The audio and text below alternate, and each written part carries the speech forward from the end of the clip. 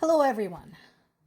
Shouldn't come as a surprise to anyone paying attention, but the talks between Russia, Ukraine, and the US in Abu Dhabi ended in nothing. There was no breakthrough. As far as I know, so far, not even anything token, like, for example, a prisoner exchange.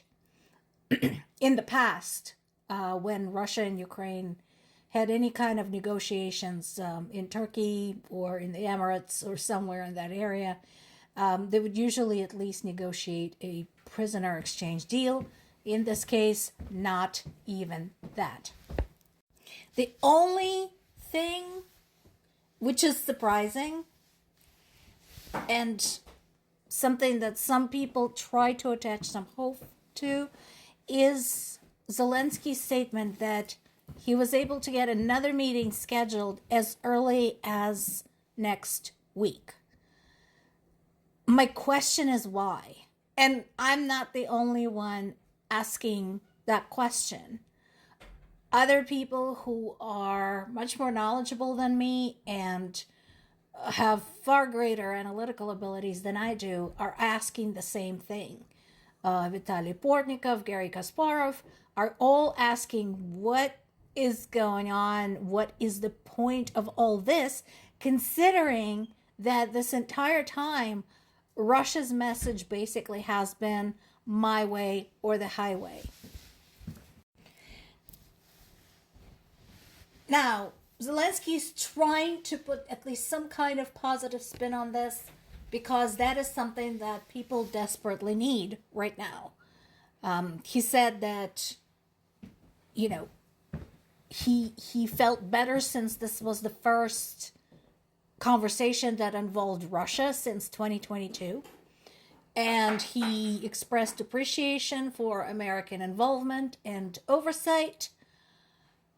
But again, remember, that is just diplomacy. That is just something that he is expected to say.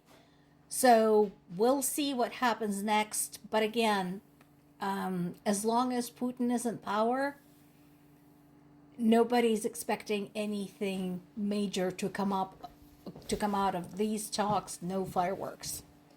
Particularly, again, since this act of cynicism and defiance on Russia's part. Again, you would think if somebody was sincerely interested in a peaceful resolution of a war that had lasted 4 years, they would show some type of gesture of goodwill. However, even as the talks went on, there were more attacks. And I'm not talking about the attacks that were yesterday. I'm talking about the ones that took place today, because there was more on January 25th. Once again, over 1 million Ukrainians have lost power because of Russia's attack on Ukraine's energy infrastructure. So if you're having trouble keeping track of which attack on the infrastructure we're talking about, always look at the date stamp. Always look at the date stamp. It's going to tell you when they came in, what time they came in, and what the damages were. So, once again, the repair crews are demonstrating absolutely superhuman acts of devotion, hard work, and heroism as they were able to restore heating to a lot of buildings. However, over 3,000 buildings in Kyiv still remain without heating. As of right now, 8,000 households are without power. So in Kyiv, they have rolled out a new bunch of heated shelters for people who need somewhere to go to avoid dying of cold. And all of it took place while the Russian delegation was sitting across the table from Ukrainian delegation claiming they want to discuss peace. How is that supposed to hang together? Kyiv's Mayor Klitschko continues calling for additional help, both to provide heat, electricity, and running water to Kyiv residents, plus to provide some support and relief for the emergency crews.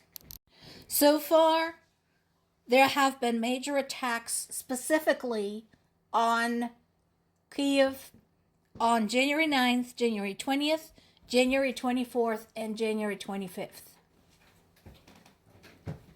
So basically, one of these major strikes took place just a couple of days before the talks in Abu Dhabi, and two during the talks.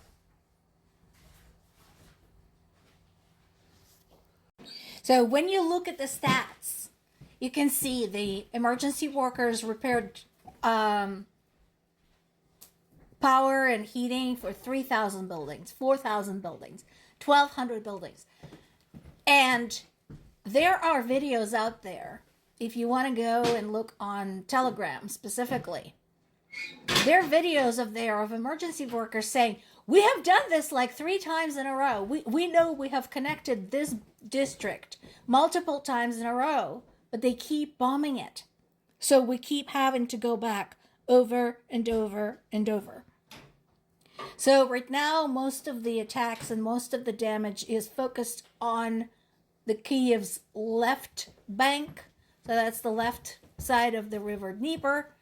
And they're trying to keep the other bank safe.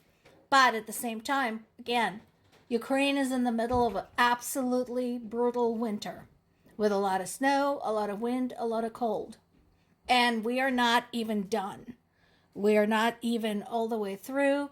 As severe as the winter is usually in January, February is commonly considered the worst of the two. So it is very possible that even though right now the immediate forecast is calling for warmer temperatures, some of the snow will melt. I'm sure that's going to be some relief for people. But we still have February to survive. So again, the question remains, why is anyone talking to Russia if this is what Russia is doing to Ukrainian civilians? More to come.